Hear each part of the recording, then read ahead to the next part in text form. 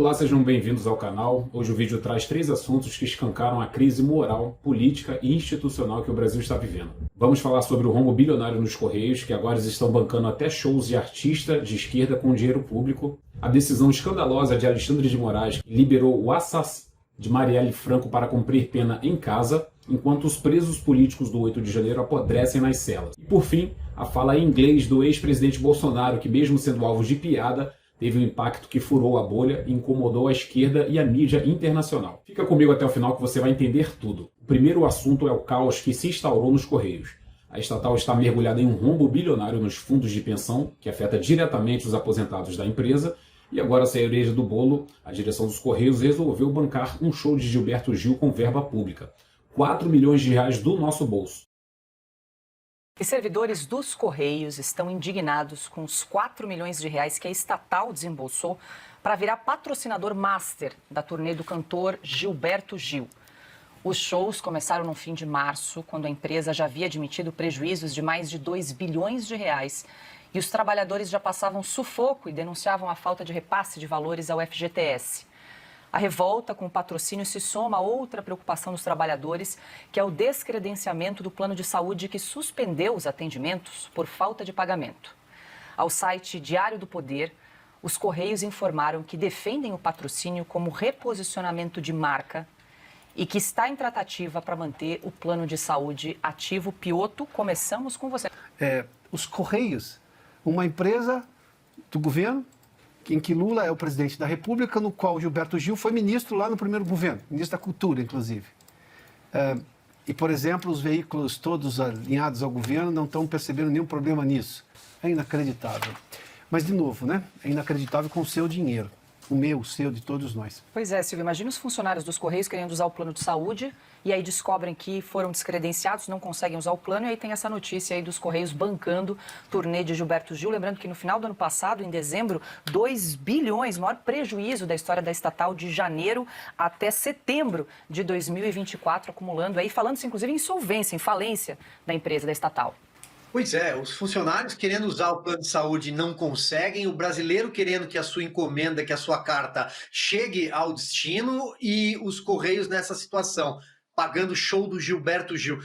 Cauti. Desde o primeiro ano de governo Lula, os Correios passaram de superávit, de azul, de lucro, para um prejuízo. E por que isso? Vamos dar uma olhada o terceiro gráfico, Binha. Porque explodiu entre outras coisas, durante o governo Lula, o custo, o desembolso com patrocínios feito pelos Correios. Relembrando, Paulo, que os Correios são um monopólio. Não faz sentido nenhum para uma empresa monopolista como os Correios fazer propaganda, fazer patrocínio. Não precisa vender nenhum produto melhor do que a concorrência. Só tem eles. Funcionários dos Correios estão vivendo uma verdadeira tragédia, com aumento nos descontos nos planos de saúde e problemas nos pagamentos. Tudo isso em nome da contenção de gastos. Mas quando se trata de financiar artistas alinhados com o governo, como Gilberto Gil, aí o dinheiro aparece. O que está por trás dessa generosidade? Simples, a máquina pública aparelhada a serviço da propaganda ideológica. Enquanto servidores aposentados sofrem, a elite artística, amiga do poder, recebe cachê milionário com o dinheiro do povo. Como se Gilberto Gil precisasse de algum incentivo nessa altura da vida. O segundo absurdo vem do STF. Alexandre de Moraes, que já protagonizou vários episódios polêmicos no país, agora decidiu liberar o ex-deputado Chiquinho Brazão, acusado de ser mandante do assassino de Marielle Franco, para cumprir parte da pena em prisão domiciliar.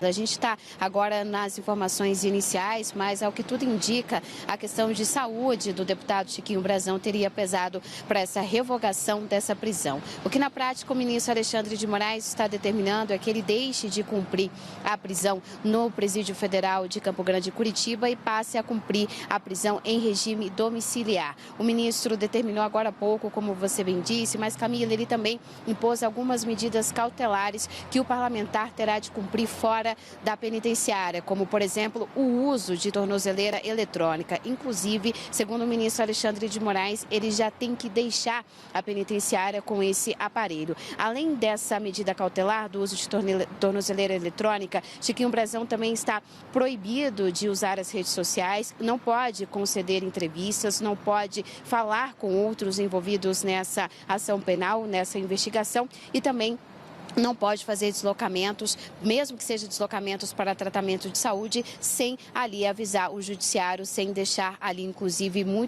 um relatório, inclusive médico, falando dessa questão. E só para a gente entender, Camila, porque não é de agora que a defesa do deputado Chiquinho Brazão tem pedido ao Supremo Tribunal Federal que o parlamentar, né, deixasse a penitenciária pedindo essa prisão domiciliar, a defesa que vem alegando que o parlamentar sofre de problemas cardíacos, né, problemas renais também, e que a penitenciária, inclusive, né, tem feito ali com que ele tenha ficado mais debilitado por conta dessas questões de saúde. Só para a gente entender também, a Procuradoria-Geral da República já tinha se manifestado, o parecer foi do dia 8, agora de abril, contra, né, essa soltura, a PGR dizendo que todas as questões de saúde dele estavam sendo levadas adiante dentro da penitenciária, que são questões antigas à prisão e que não deveria ali ter essa prisão. Mas o ministro Alexandre de Moraes concede já aí com urgência esse alvará de soltura. Viu, Camila? Volto contigo. Que cada caso é um caso.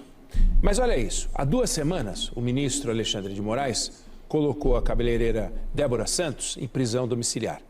Débora responde por tentativa de golpe de Estado e outros crimes e ela ganhou fama como a pichadora da estátua da Praça dos Três Poderes. Aí hoje, Alexandre de Moraes colocou em prisão domiciliar Chiquinho Brazão, acusado de mandar matar a vereadora Marielle.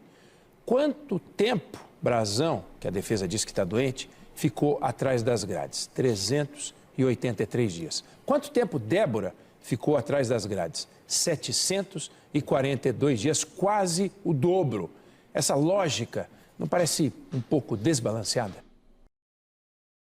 Enquanto inocentes do 8 de janeiro estão mofando em presídios, o verdadeiro criminoso vai para casa. Contraste com os presos políticos, presos do 8 de janeiro continuam em cadeias superlotadas, doentes, alguns sem histórico algum de crime, apenas por estar em Brasília naquele fatídico dia, sem julgamento, sem voz, sem atenção da mídia. E do outro lado, o homem por trás de um assassino político recebe regalias. Essa seletividade da justiça brasileira é vergonhosa. Quem ousa se opor ao sistema é punido com rigor máximo, enquanto aliados ou protegidos do establishment têm tratamento especial. É disso que estamos falando. Justiça de 2 pesos e 2 medidas.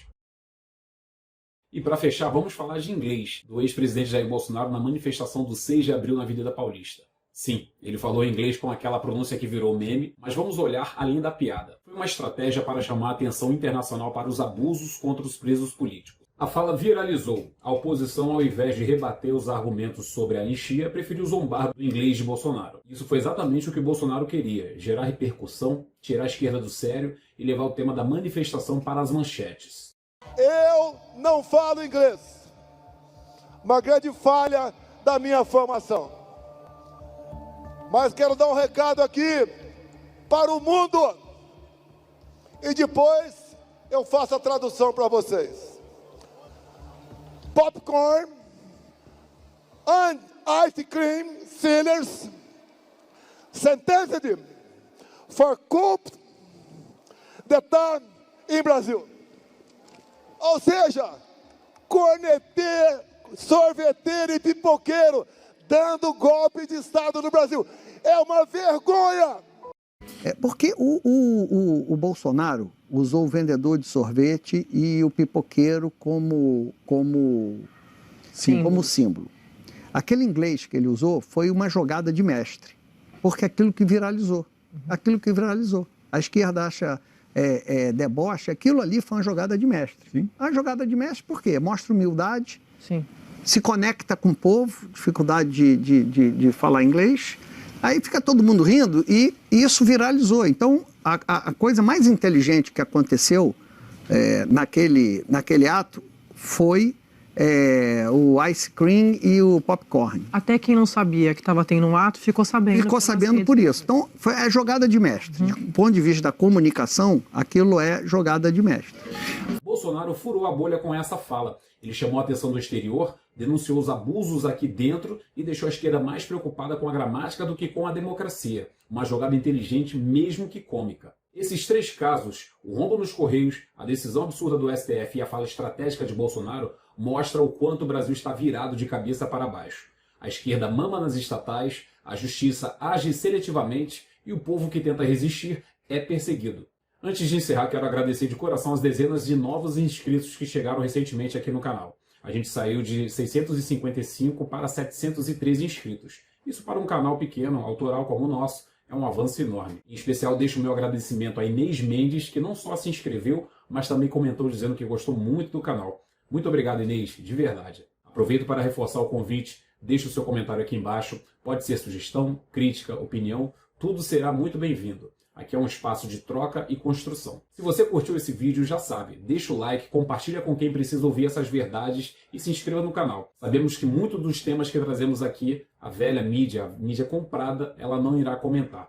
Obrigado por você ter assistido até aqui, tamo junto e até a próxima.